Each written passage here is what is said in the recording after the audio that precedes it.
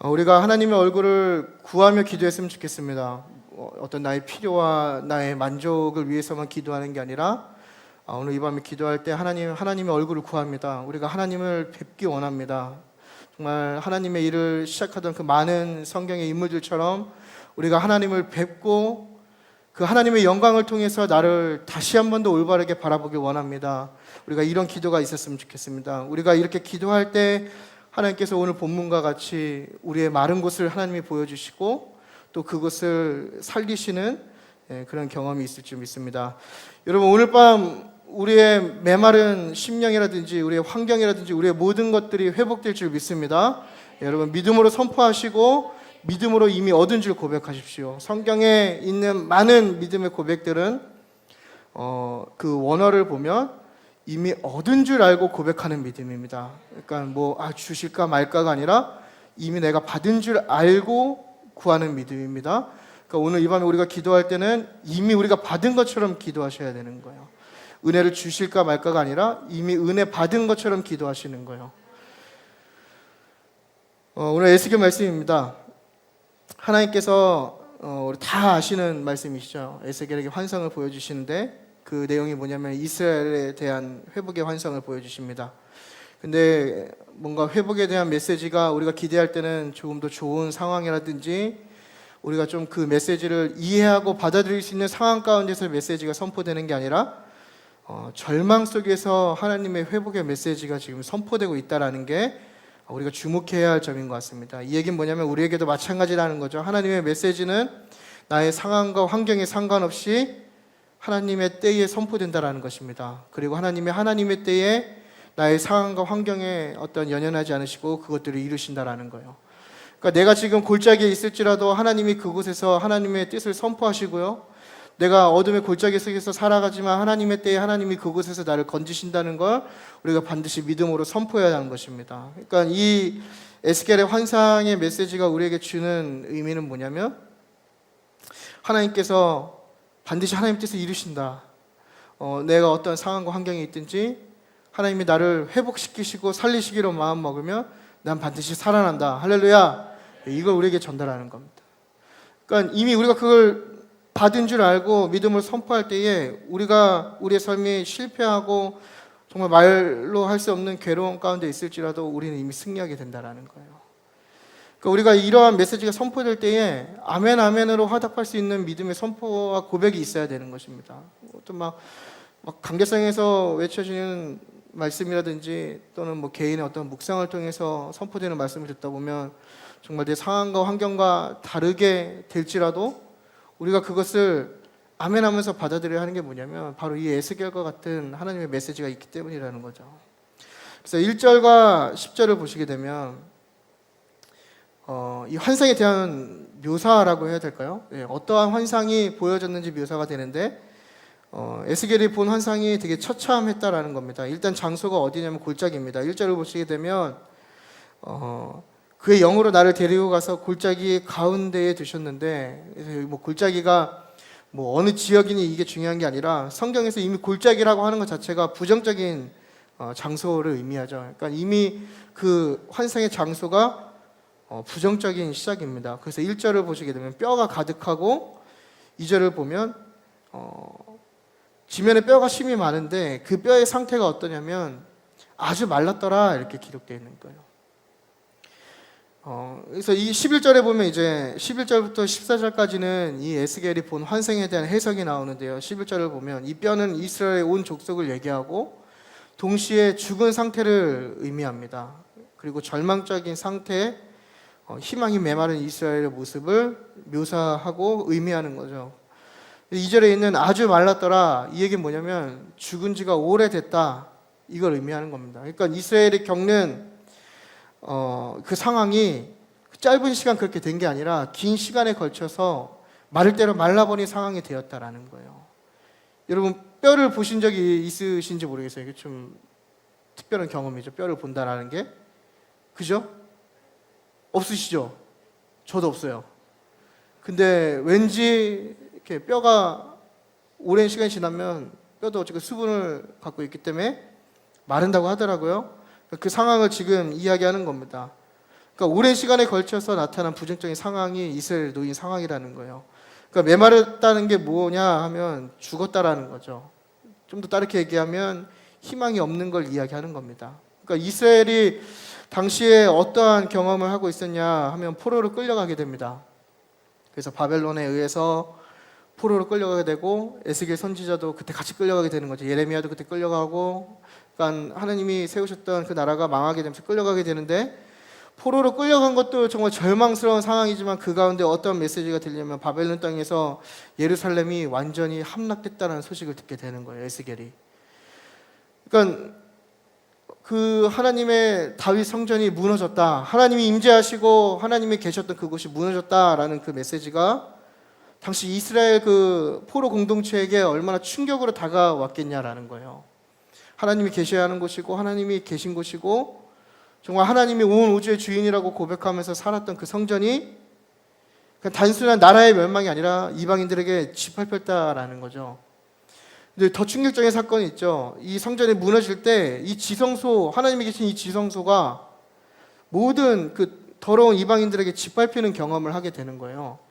거기에 죄가 있으면 들어가서도 죽게 되고 어떤 정결의식을 거쳐야 되고 대제사장도 1년에 한 번 정말 속죄를 위해서 들어가야 되고 그 과정이 되게 까다로웠고 그곳에 하나님이 계시는 것처럼 이스라엘 사람들이 생각했지만 저 더러운 이방인들이 그 지성소까지 막 짓밟게 되는 거죠. 그래서 느부갓네살 왕이 거기 있는 성물들을 다 끌어다가 가져가는 경험을 하게 되는 거죠.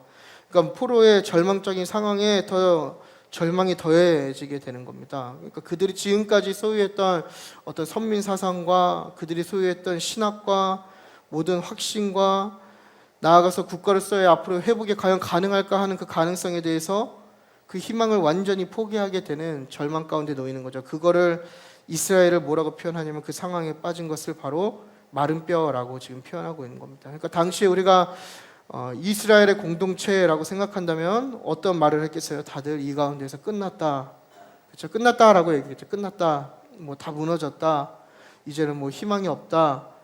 그러니까 지금 이스라엘 상태가 그런 상황이 되어 버린 겁니다. 그러니까 11절을 우리 함께 읽어볼까요? 11절 시작.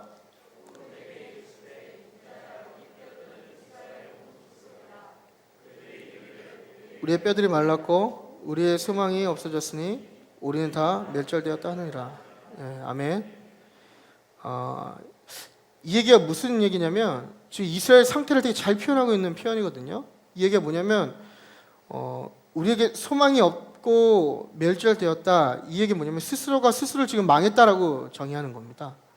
그러니까 누군가 갖고 야 너네 나라 망했어, 네가 망한 거야, 너네 하나님 어디서 조롱하는 게 아니라 그 유대인 스스로가 우리가 망했다, 이제 우리에게 소망이 없고 우리 여기서 이제 다 끊겼다, 우리의 대가 끊겼다, 우리는 이제 아예 없어지게 된다, 이런 고백을 지금 하고 있는 거예요. 그러니까 뭔가 패배감과 좌절감, 온갖 부정적인 상황과 감정이 이 11절에 다 담겨 있는 상황입니다. 그러니까 당시에 얼마나 절망적인지 우리가 알 수 있는 거죠. 그러니까 의지가 없는 거고 끝난 거고 다 무너져버린 현재의 상황과 희망을 잃은 거, 이게 뭐라고요? 메마른 뼈, 이런 상황인 거죠.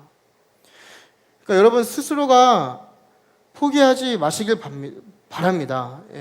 우리가 쉽게 포기하고 자기 인생을 쉽게 저주하고 뭐 이렇게 자기 인생에 대해서 희망과 복된 소식을 자기 스스로가 이렇게 자기에게 선포하는 게 아니라 되게 저주하는 분들이 많이 계시잖아요. 그냥 내 인생 꼬라지는 왜 이럴까부터 시작해갖고, 그죠? 뭐 더 심한 얘기들도 많이 하시는 것 같은데, 우리가 기억해야 할 것은 뭐냐면요, 하나님께서 끝났다고 할 때까지 끝나지 않았다라는 거죠. 이거 우리가 꼭 기억해야 되는 거예요. 내가 진짜 끝난 것 같지만 하나님께서 너는 이제 끝났어, 이렇게 하기 전까지 우리는 이 11절의 이스라엘 공동체처럼 우리가 스스로 끝났다고 정의하면 안 된다라는 것입니다. 하나님이 11절에서 혹은 그 나아가서 모든 선지서를 읽어보시면 하나님이 끝났다라고 말씀하시지 않잖아요. 지금까지도. 이 얘기는 뭐냐면 여전히 하나님 살아계시고 하나님이 우리를 택하셨기 때문에 우리도 그 하나님과 함께 하나님의 계획에 동참하고 있다는 겁니다. 그래서 내가 이렇게 메마른 뼈와 같은 상황일 수도 있고 뭐 절망할 수도 있고 포기하고 싶은 상황이 될지라도 우리 스스로가 그걸 포기하면 안 된다라는 거예요. 예. 그러니까 뭐 여러분 다르게 생각할 수 있을 것 같아요. 믿음이 뭔가 주여주여 한다고 해서 믿음이 있는 게 아니라 결국에는 어떠한 상황 가운데서도 하나님을 신뢰할 수 있느냐가 믿음인 거죠. 그러니까 내가 평안할 때, 또 내가 다 하나님을 믿을 수 있는 조건일 때 여기서 하나님을 믿는 게 믿음이 아니라, 또 내가 기도를 열심히 한다고 해서 그게 믿음이 아니라, 뭐 그것도 믿음일 수는 있겠지만 그게 전부가 아니라, 진짜 믿음은 뭐냐면 우리가 믿을 수 없을 때 하나님을 믿어야 되는 거고, 신뢰할 수 없을 때 하나님을 신뢰하는 게 믿음이라는 거예요. 그래서 당시 이스라엘 공동체는 그게 되지 않았던 거죠. 여러분, 우리도 무너진 환경이나 또 우리의 무너진 마음으로 인하여서 우리 안에 메마른 게 얼마나 많은지 몰라요. 그렇죠? 벌써 우리의 예배만 봐도 우리의 예배가 벌써 무너진 건 아닌지 점검해 볼 수 있는 거죠. 과연 내가 드리는 예배가 무너진 게 아닌가? 우리의 예배가 메마른 게 아닌가? 형식적으로 반복되고 예배를 드릴 때 아무런 감동이 없는, 기쁨이 없는 그런 예배를 지금 드리고 있지 않은가? 이걸 진지하게 고민해 봐야 된다는 거예요. 여러분, 오늘 이 시간에 왜 오셨어요, 여기? 좀 공격적인 질문인가요? 왜 오셨어요? 집에 와서 쉬시면 편할 텐데. 저는 왜 왔냐고 물으시냐면 설교하려고 왔죠. 그죠? 그죠? 네. 죄송한데 많이 추우신가요? 그 히터 좀 끌까요? 네. 저는 막 등에서 땀이 나고 지금 뭐 땀으로 샤워할 수는 없기 때문에. 네. 네. 아, 좋네요. 소음도 차단되고.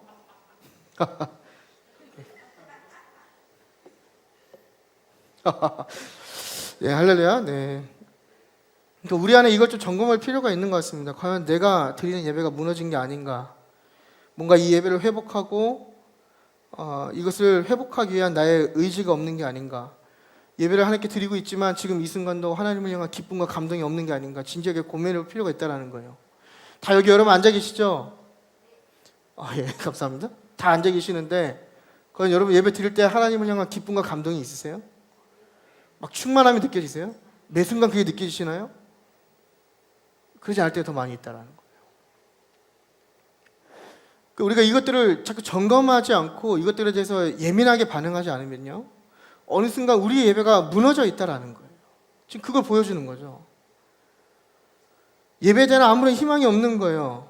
우리 안에서 예배를 사모하고 하나님께 영광과 기쁨을 올려드리기 위한 그런 기쁨이 있어야 되는데 마치 도살장에 끌려가는 소마냥 와서 다 앉아 계신 거예요. 아무런 기쁨이 없는 거예요. 찬양을 해도 기쁨이 없고요. 기도를 해도 힘이 나지 않는 거예요. 말씀을 들어도 어떤 변화가 일어나지 않는 거예요. 다 왜 그런 거예요? 우리의 예배가 무너졌기 때문인 거죠. 내가 경험한 하나님이 있어야 되는 거잖아요. 나의 하나님이 있어야 되는 거잖아요. 내가 이 공간에서 하나님을 사모하고 하나님과 더욱더 가까워지기 위해서 우리가 이곳에 나왔다면 내가 사랑하는 하나님과 더욱더 가까워질수록 그 안에서 우리가 느껴지는 충만함과 기쁨과 소망이 우리 안에 살아나야 되는 거 아니에요. 비록 우리가 이 예배 시간을 벗어나면 우리의 삶은 정말 절망적이고 많이 괴롭고 많은 도전이 있고 그냥 우리의 삶 자체가 육체적으로 너무 피곤할지라도 우리가 이 예배 드리는 그 순간만큼은 하나님을 향한 소망이 있어야 되는 거 아니냐는 거예요. 근데 우리는 어느 순간부터 그런 의지도 없고 그런 희망도 없고 이 예배에 대한 감동도 없고 다 그냥 메마른 상태가 되어버린 건 아닌지, 이게 우리에게 질문하는 겁니다. 지금 그러니까 11절에 나오는 이스라엘 공동체의 모습이 나의 신앙의 모습이 아닌지 우리가 진지하게 점검해야 된다는 거죠. 우리의 헌신도 마찬가지인 거죠. 우리의 열정도 메마른 게 아닌가요? 헌신에 대한 열정도 더 이상 깊어지거나 노력하려고 하지 않는 거예요. 뭐 1년, 2년, 3년이 중요한 게 아니죠. 10년이 중요한 게 아니란 말이에요. 내가 10년을 했으면 1년 때보다는 뭔가 깊어지고 나아지는 게 있어야 되는 거 아니냐는 거예요. 그게 열정이고 그게 하나님을 향한 마음이 아니냐는 거예요. 늘 우리는 어떤 핑계만 대는 거예요.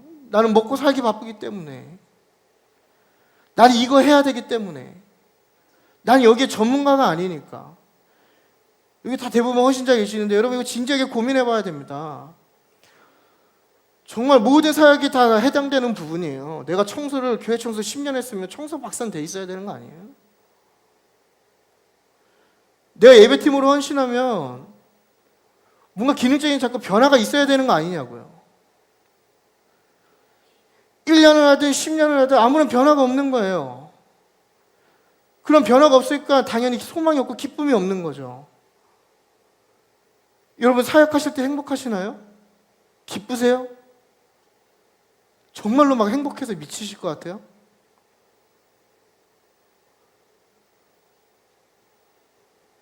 뭐 그러신 분도 계실 수 있겠지만 대부분은 그런 기쁨보다는 어떤 의무감이 우리를 더 지배할 때가 많이 있는 거죠. 나의 위치와 나의 책임과 나의 역할 다 우리가 메말라가고 있다는 겁니다. 마른 뼈가 돼가고 있다는 거예요. 주일학교 교사도 마찬가지 아니겠습니까, 여러분? 교사를 10년, 20년 한 게 중요한 게 아니에요. 10년, 20년을 했어도 아이들 하나 변화시키지 못하고 아이들에게 성경 말씀 하나 전하지 못한다면 우리가 10년 동안 뭘 했냐라는 거예요. 우리는 아이 돌봄 케어 서비스가 아니잖아요. 여기 놀이방이 아니잖아요. 그럼 우리는 뭘 했냐라는 거예요. 우리 안에 메마름이 어디 있냐라는 거죠. 다 이 안에 있다라는 겁니다. 마치 마른 뼈와 같이 아무런 기대와 희망과 소망도 없는, 그저 그냥 맡겼기 때문에, 맡겨주었기 때문에, 나의 어떤 위치 때문에, 나의 욕심 때문에, 나의 만족 때문에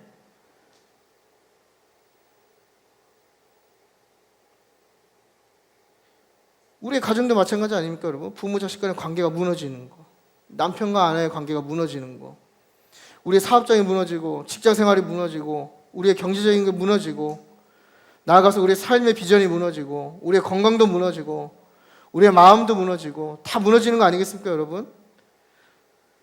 이 외에도 말할 수 없는 모든 영역이 우리의 삶에서 다 무너지고 부서짐을 통해서 우리가 좌절하고 그 희망을 잃어버린 게 아닌지, 우리 스스로가 우리를 제한하고 우리가 마른 뼈가 되어 가고 있는 건 아닌지 우리가 진지하게 고민해볼 필요가 있다는 거예요. 오늘 이 에스겔 말씀을 통해서 나의 삶의 모든 영역이 이 이스라엘 공동체처럼 내 스스로가 나를 마른 뼈라고 지금 정의하고 있는 게 아닌지 진지하게 고민해볼 필요가 있다는 겁니다. 그냥 내 인생 이렇게 살다 어떻게 되겠지, 그냥 뭐 이렇게 교회만 다니다가 천국 가면 되겠지, 이 시대의 리더 다른 사람 이야기겠지, 나는 나이가 많은데, 나는 육체적으로 질병이 있는데, 나는 상황이 불행한데, 지금 내 모습은 초라한데, 다 우리에게 주어질 때 같이 드는 마음 아닙니까, 여러분? 온갖 핑계들 다 메말라가게 하는 겁니다, 여러분. 그러니까 하나님의 말씀과 비전이 막 우리 안에 선포될 때 그것을 아멘 아멘 하면서 받아들이지 못하는 그 특징이 뭐냐면 이게 바로 마른 뼈들의 특징이라는 거예요. 그러니까 여러분 안에 뭔가 하나님의 말씀이 선포되었을 때 그 안에 뜨거운 마음이 일어나지 않는다면 진지하게 여러분 오늘 기도하셔야 되는 겁니다. 하나님, 나의 이 무너진 마음을 살려주십시오. 다시 회복되게 하여 주십시오. 여러분, 우리가 기억해야 할 것은요, 하나님 안에 무너짐을 경험하는 것은요, 끝이 아니라 다시 세워지는 출발임을 우리가 기억해야 됩니다. 그러니까 이게 하나님 안에 있으면 참 은혜가 되는 것 같아요. 제가 이제 요즘 대학원을 또 다니기 시작하면서 이제 주간에는 신학을 하고 저녁에는 상담을 듣거든요. 근데 이제 제가 듣는 클래스가 이제 부부 상담이에요. 부부 상담. 자꾸 그 교수님이 뭘 건드냐면 그 과거의 저의 그 가정사를 계속 들춰요. 그러니까 뭐 저한테 직접적으로 들추는 건 아니겠죠. 뭐 한 클래스 10명인데 자꾸 질문하는 거예요. 과거를 돌아보라 그러고, 저는 상처가 없는 것 같았는데 막 상처를 막 끄집어내요. 막 마치 꼭 상처가 없으면 죄인인 것 마냥 넌 상처가 있어 분명. 너의 모르는 너의 막 약간 그런 느낌이에요. 막 어떤 느낌인지 아세요? 약간 뭔가 좀 따뜻한데 약간 좀 그런 거 안 하면 좀 이상한 느낌? 그래서 막 처음에 상처를 막 쥐어짰어요. 내가 상처가 뭐가 있을까? 나의 어린 시절 뭐가 있을까? 막 고민했었는데 자꾸 이렇게 하다 보니까요, 이게 아내랑 어제 갔다 오면서 얘기한 건데, 이제 제 가정사를 뭐 아시는 분은 대충 아시겠지만 이렇게 쭉 돌아보니까 그냥 제 인생이 너무 좀 불쌍하더라고요. 그냥 참 다산 그 뭐라 그러죠? 아무튼 그거 뭐 겪을 거 안 겪을 거 다 겪고 참 어렵게 살았다. 뭐 이런 얘기 했는데 저희 아내가 꼭 하는 얘기가 있어요. 제가 저희 어머니한테 맞은 얘기 하면은 꼭 저희 어머니 보고 가정폭력범이라고 그래요. 가정폭력. 하도 패갖고. 이게 딱 저도 애들 키우다 보니까 맞을만 했더라고요. 요즘은 때리면 큰일 나긴 하는데. 근데 이제 쭉 돌아보면서 이제 결론은 뭐였냐면요, 여러분. 그래도 이게 참 그 당시에는 그게 참 내 스스로가 불쌍하고 참 뭐 이렇게 살아서 뭐하나 이렇게 얘기하고 막 반항하고 막 이렇게 살았지만 이 돌아보니까 이게 하나님 안에 있으면 그게 참 선한 방법에 하나님의 어떤 인도하심이었구나 이렇게 또 깨닫게 되는 것 같더라고요. 그러면서 이게 하나님 안에 있으면 이게 참 하나님 섭리 안에 주시면 하나님이 선한 것으로 채워주시는구나 이제 그런 얘기를 했던 기억이 나는데 여러분 우리가 좌절하고 무너지는 것은요 잠시죠. 잠시입니다. 그 시간이 물론 더디게 가겠지만 하지만 그 무너짐 속에서 우리가 하나님 붙들고 의지하면 그 시간부터 그게 다시 우리를 새롭게 하는 기적의 첫걸음이 된다라는 거예요. 그게 하나님의 섭리라는 거예요. 그래서 2절을 보면요 이제 그게 어떻게 시작되는지 나오는데 2절에 본즉 이렇게 되어 있죠. 본즉 그죠? 예. 이제 뼈 사이를 지나가게 하시기로 본즉 이게 한글 성경을 보면 에스겔의 입장에서 좀 능동적인 뉘앙스를 느껴집니다. 그 에스겔이 그 뼈들을 찾아서 보고 이렇게 하는 것도 느끼지만 이게 원어에는 어떻게 표현이 되냐면 수동태로 되어 있어요. 이 얘기는 뭐냐면 에스겔이 본 게 아니라 하나님이 그 뼈들을 보여주신 거예요. 그러니까 알게 하신 거죠. 그러니까 에스겔이 막 찾아서 본 게 아니라 하나님이 그 뼈들을 에스겔에게 보여주셨단 말이죠. 그게 바로 그 마른 뼈가 살아나는 첫 시작인데 이 얘기는 뭐냐면 우리에게도 하나님께서 내가 알지 못하는 나의 죽은 부분을 하나님께서 깨닫게 하신다는 겁니다. 그게 첫 시작이라는 거예요. 여러분 생각보다 우리가 우리의 메마름을 잘 모를 때가 많이 있어요. 우리 영적으로도 우리의 삶이든 우리가 기억하지 못하는 과거든 뭐 그게 중요한 게 아니라 어쨌건 우리를 잘 모를 때가 많이 있다라는 거예요. 하지만 나보다 나를 더 잘 아시는 하나님이 그걸 먼저 보여주신다라는 거죠. 그걸 먼저 깨닫게 하신다라는 거예요. 그걸 보여주시는 거죠. 그래서 우리가 그걸 직면할 때 그 직면하는 순간 우리가 하나님을 붙들기 시작하면 그게 살아나는 첫걸음이 된다라는 거예요. 나의 과거에 많은 상처와 또 지금 나의 불행한 삶과 지금 내가 갖고 있는 어떤 미래에 대한 걱정과 염려 이런 것들 다 포함해서 하나님 그걸 보게 하시고 우리가 그걸 보는 순간 하나님을 붙들면 그게 회복의 첫 걸음이 된다라는 겁니다. 예수님께서도 말씀하시는 거잖아요. 예수님께서 이 땅에 오신 게 그 복음이 환자에게 그 의사가 필요한 것처럼 이 예수님께서 하신 게 뭐냐면 진찰하시고 이 진찰한 게 뭐죠? 그 상황을 직면하게 하시는 거죠. 본즉 그러니까 알게 하시는 거예요. 너의 문제가 무엇인지 너의 아픔이 무엇인지 너의 깨어짐이 무엇인지 너가 왜 무너졌는지 그걸 먼저 보여주신다라는 거죠. 그 다음에 회복시키시는 게 예수님의 사역 패턴이거든요. 그러니까 오늘 이 에스겔 말씀에도 동일하게 적용되는 겁니다. 우리에게 우리의 삶에 이 마른 뼈를 먼저 보이시고 우리를 회복해 하는 거죠. 그러니까 우리 안에 진정한 회복이 있길 원한다면 이걸 먼저 직면하셔야 되는 거예요. 그래서 오늘 기도할 때 하나님한테 이렇게 기도했으면 좋겠습니다. 하나님, 내가 모르는 나의 부분까지도 보여주십시오. 내 마음속 깊은 곳에 또 나의 기억 깊은 곳에 혹은 나의 지금의 상황 가운데 내가 캐치하지 못하는 것까지 하나님 보여주시기 원합니다. 이렇게 기도하셔야 되는 거예요. 오늘 그걸 봐야 되는 거죠.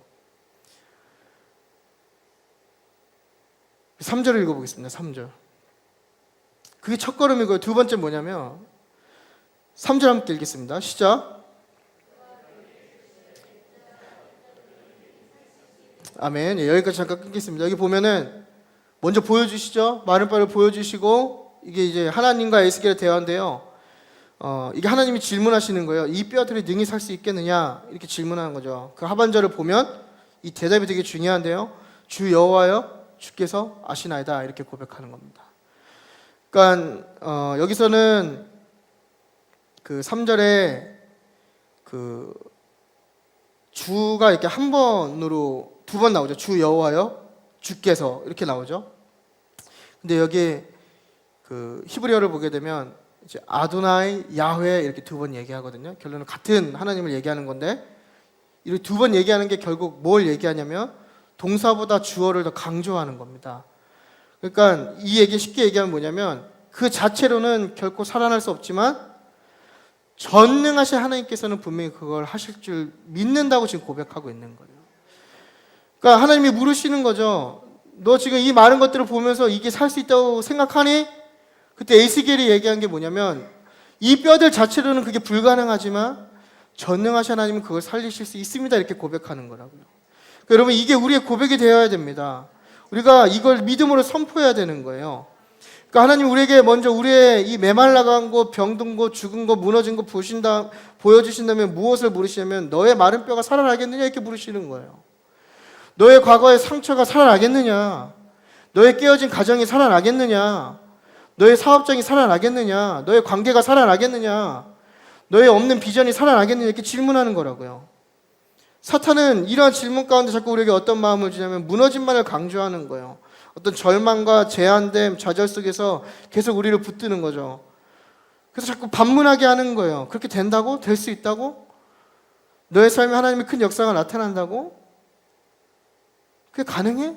지금 너의 모습을 봐. 이렇게 자꾸 얘기하는 거예요. 여러분 결국에는 이게 다 뭐예요? 다 핑계거리죠. 우리가 사탄이 주는 마음들. 넌 가정이 있잖아. 나이가 있잖아. 뭐 어디가 아프잖아. 어디가 약하잖아. 너는 지금 정해진 월급 받으면서 현실에 안주하면서 살잖아. 어떻게 큰 역사를 이룰 수 있겠어? 지금 네가 받는 월급으로 그게 가능해? 여러분 이거 사탄이 주는 마음인 거죠. 현실에 안주하면서 살아. 뭐 그렇게 살고 있으면서 큰 역사를 바라는 거야. 웃기지 마. 지금 이렇게 얘기하는 거예요, 사단은. 그냥 무너진 대로 그냥 희망 없이 살아. 이렇게 얘기하는 거예요.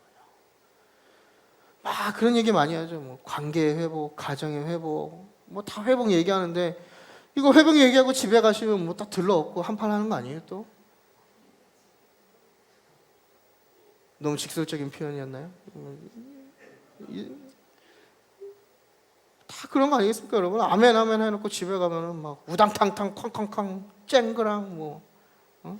근데 들리는 말씀은 가정의 회복이 있다고. 소망이 없는 거 아니겠어요, 여러분? 뭐 얼마나 이런 장면을 보시는지 모르겠죠. 전 많이 봤거든요. 그냥 막 우당탕탕탕 뭐 쨍그랑 꽈당땅. 근데 주일날 가면은 막 가정에 복이 있다고 그러고 은혜가 있다고 그러고 하는데 주일날 예배 끝나고 집에 가면서 또 싸우는 거예요. 우당탕탕 꽝꽝꽝. 참.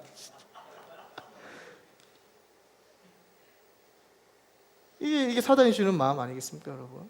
다 안 된다는 거, 안 된다. 불가능하다. 뭐 리더, 뭐 이 시대를 책임지는 리더. 근데 뭐 학교 가보면 전교 꼴등이고. 참 이거 뭐 가망성 있나? 내가 봐도 내가 가망성이 없는데 왜 자꾸 하나님 나에게 이런 메시지를 주시지? 뭐 이런 거 아니겠어요, 여러분? 뭐 멀리 얘기할 필요가 뭐 있겠습니까? 뭐 제가 늘 하는 질문이죠. 참 하나님 나 같은 거 왜 부르셔갖고? 응? 여러분들이 저에게 질문하듯 저도 저에게 질문합니다. 예. 가끔 그런 얘기 많이 들어요. 이제 대학원을 다 졸업했잖아요. 이제 그 목회학 석사가 다 끝났기 때문에 이제 뭐 동기들이나 뭐 이렇게 후배들은 다 이제 목사가 되었고 뭐 안수식 초대하고 뭐 이렇게 하는데 그럴 때마다 꼭 받는 질문이 그거예요. 언제 안수 받을 거냐? 제가 뭐라고 얘기하겠어요? 나 같은 놈이? 이렇게 얘기하는 거예요. 나 같은 놈이? 뭔가 하나님이 주신 그 그림과 나의 현실이 이렇게 갭이 큰데 나 같은 놈이? 다 우리의 삶이 그런 거 아니겠습니까, 여러분? 네. 다 사단이 주는 마음이라는 거죠. 근데 이때 에스겔이 어떻게 고백하냐면 주께서 아시나이다 이렇게 얘기하는 거죠. 주께서 아시나이다. 그러니까 나는 할 수 없지만 주님은 가능하십니다. 이렇게 얘기하는 겁니다. 그래서 여러분 4절부터 이제 쭉 보시게 되면 이제 구체적인 회복이 나타나게 되는데요. 보면 하나님이 먼저 보여주시고 그 믿음에 대한 고백을 들으신 후에 이제 어떻게 살아나게 하시는지 그 과정이 그려지는데요. 4절에서 9절, 5절을 보면 먼저 5절을 보게 되면 생기를 넣어서 살아나게 하시면서 6절을 보게 되면 더 구체적인 설명이 있습니다. 그래서 마치 재창조가 되시지, 그렇죠? 힘줄과 살 그리고 가죽, 그래서 내가 생기를 넣어서 살게 할 거야. 그래서 7절을 가게 되면은 마른 뼈에게 대언하라고 하죠. 그래서 에스겔이 하나님의 이름으로 얘기할 때에 다 살아나지만 한 가지 주목할 게 뭐죠? 생기가 없더라. 이게 되게 중요한 얘기죠. 형체는 있는데 생기가 없더라. 형체는 있지만 죽어 있는, 이게 바로 저와 여러분의 모습 아닙니까? 예, 교회의 모양은 있지만 또 예배의 모양은 있지만 뭐 헌신의 모양도 있고 그리스도인의 삶의 모양도 있지만 능력이 없는 거, 생기가 없는 거죠.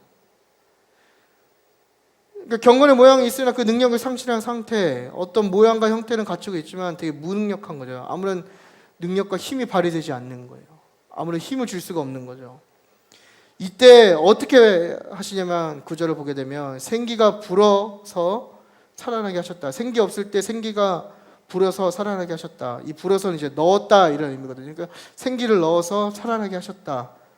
그래서 어떠한 결과가 있냐면 그 마른 뼈들이 살아나서 군대가 되니라 이렇게 되어 있습니다. 이 생기라는 게 그 루아흐라고 하는 히브리어인데 이제 뭐 성령, 바람, 영, 숨, 호흡 뭐 다양하게 사용돼서 우리가 대부분 이걸 뭐 성령이 들어가서 마른 뼈가 살아났다 이렇게 얘기도 많이 하지만 좀 더 정확한 표현은 성령을 통해서 생명이 들어갔다라는 거죠. 그렇죠? 뭐 같은 맥락이긴 합니다. 그러니까 우리가 어려울 때 자꾸 뭘 구해야 되냐면 성령의 도우심을 구해야 되는 게 여기 있는 것 같아요. 그러니까 하나님의 영은 살아있는 영이죠, 여러분. 그러니까 내가 죽어가고 희망이 없을 때 포기하면 죽는 겁니다, 여러분. 어떻게 살아보려고 그 성령님을 의지하고 부르짖어야 되는 거죠. 그러니까 이 생기를 넣어주는 것은 결국 하나님의 전적인 능력인 거죠. 전능하신 하나님만 가능한 거. 다 오직 하나님만 가능한 겁니다. 우리가 살아나는 것은 하나님을 통해서만 가능한 일들이죠. 결국 그러한 과정들을 통해서 우리가 무엇을 알게 하시냐면 여호와를 알게 하신다 이렇게 되어 있습니다. 네, 여러분 말씀을 뵙겠습니다. 네, 이제 우리가 이 회복의 과정을 봤는데요. 11절을 우리 한번 다 같이 읽어볼까요? 11절 다 같이 읽겠습니다. 시작.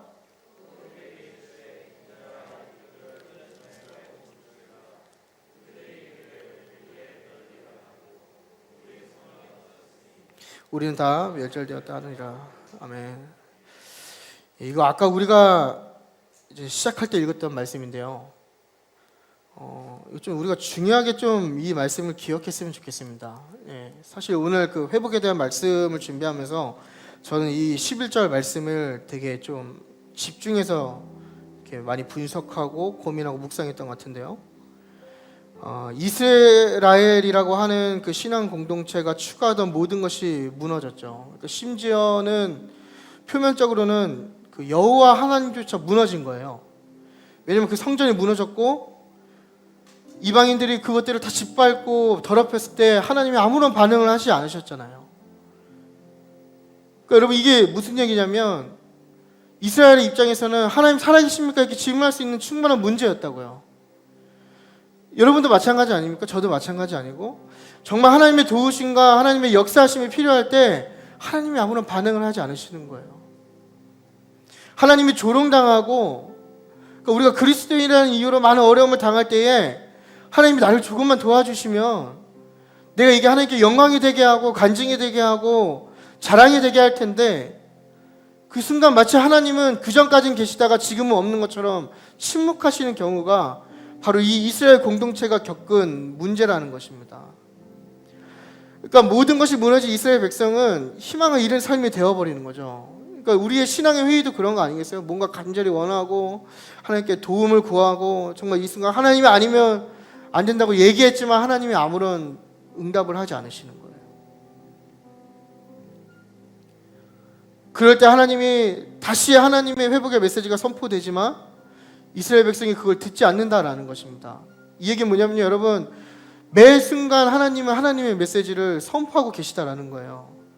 단지 우리가 우리의 상황에 의해서 우리 어떤 영적인 상태에 의해서 그 회복의 메시지를 듣지 않고 있다라는 거죠. 의아하고 있다라는 거예요. 과연 될까? 의심하면서 거부하는 거죠. 그러나 하나님은 여전히 하나님의 백성을 살리시기 원하고 에스겔을 통해서 그 말씀을 선포하게 하시는 겁니다. 이 얘기는 뭐냐면 여전히 우리에게도 하나님의 이 초청의 메시지가 전달되고 있다라는 거예요. 때로는 내 원하는 타이밍에 하나님이 일하시지 않아서 내 신앙이 정말 아무런 필요가 없는 것처럼 느껴지기도 하고, 내가 하나님을 믿지만 나의 삶이 평탄하지 않고 많은 도전들과 어려움이 있을 때에도 하나님은 그 가운데 뭐라고 말씀하시냐면 내가 너를 살리겠다라고 이야기하고 계시다라는 거예요. 내가 너를 살리겠다. 내가 너를 회복시키겠다. 우리가 마주하는 현실과 하나님이 주신 메시지가 너무나 괴리감이 들 때가 있지 않냐라는 거예요, 여러분. 아까 소리로 예배드리면서 돌아가면서 우광탕탕 한다고 했는데 이건 제가 겪었던 얘기거든요. 진지하게 고민을 해봤어요. 내가 왜 이렇게 하나님의 말씀과 실천에 대해서 목을 맬까? 왜 하나님의 말씀대로 사는 것에 대해서 이렇게 예민하게 반응할까? 저희 집이 그런 집이었거든요. 여러분 체험 아무것도 아닙니다. 환상 보는 거 아무것도 아니라고요. 병고침의 은사, 치유의 은사 아무것도 아니더라고요. 그럼 뭐예요? 집에 와서 2년 전연하고 들러엎고 다 부셔버리는데. 그때마다 하나님께 질문했어요. 하나님, 이게 옳은 신앙입니까? 이렇게 질문하게 되는 거죠. 하나님이 원하시는 신앙이 이런 겁니까? 질문하게 되는 거예요. 그때 하나님이 아무런 응답을 하시지 않더라고요. 아무런 희망이 없는 거죠. 그래서 과거를 요즘 많이 둘러본다고 제가 말씀드렸는데, 과거를 둘러보면서 참 비참하더라고요. 이제 좀 공부를 하다 보니까 어머니는 우울증이었고, 그런 가정에 있는 케이스는 다 겪고, 제가 했던 이야기들, 들었던 욕들, 제가 맞았던 것들 얘기하면 제 아내는 울 정도로 저는 그게 당연한 줄 알고 살았지만 그게 아니더라고요. 그때 질문한 거예요. 하나님 살아계십니까? 하나님 어디 계십니까? 이게 신앙입니까? 근데 여러분 돌아와서 보니까요, 하나님이 그 과정 속에서 저를 살리고 계셨습니다.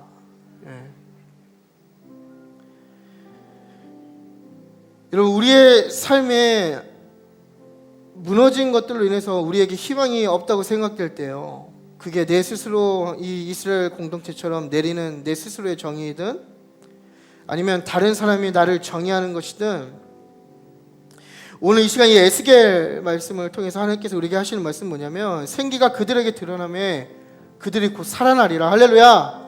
우리의 상황과 환경이 어떠할지라도 그 생기가 우리 안에 들어갈 때 우리가 살아나리라. 할렐루야.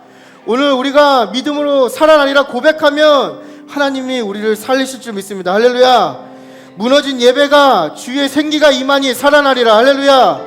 여러분, 우리의 예배가 깨어지고 우리의 예배의 열정이 사라지고 우리 예배가 무너졌다고 생각하지만, 그때 하나님의 생기가 이곳에 임하시고 우리가 살아날 때에 우리가 큰 군대가 될 줄 믿습니다. 여러분, 무너진 헌신의 생기가 임하니 큰 군대가 되더라. 할렐루야. 여러분, 우리의 헌신의 불을 다시 태우십시다. 여러분, 우리의 열정에 식어가는 것을 다시 태우십시다. 하나님의 생기가 임하면 반드시 살아날 것입니다. 무너진 가정도 마찬가지고요, 우리의 사업장도 마찬가지고요, 우리의 직장도 마찬가지고요, 하나님의 생기가 임하니 큰 군대가 되더라. 할렐루야. 오늘 이 시간 우리 하나님의 살아계심을 구합시다. 하나님의 생기가 이곳 가운데 임하는 것을 구합시다. 우리의 희망이 없고 비전이 없는 내 삶에 생기가 임하니 극히 큰 군대가 되더라. 할렐루야. 우리 학생들, 청년들, 우리 특별히 이 말씀을 붙들어야 돼요. 내가 이런 대학 나오고 내가 이렇게 공부해서 뭐가 될까? 하나님의 생기가 임하니 큰 군대가 되더라. 할렐루야. 여러분, 우리 연세 있으신 분들 마찬가지입니다. 여러분의 삶이 끝나지 않았습니다. 할렐루야. 내가 지금 몇 살이든 내가 어떠한 상황이든 그게 우리에게 중요하지 않다라는 거예요. 나의 삶에, 나의 죽어가는 메마른 땅 가운데에 하나님의 생기가 임하면 큰 군대가 되리라. 할렐루야. 여러분들이 예수님을 1년 믿었든 10년 믿었든 중요한 게 아니라 하나님의 생기가 우리 가운데 임하면 내가 큰 하나님의 군대가 되리라. 할렐루야.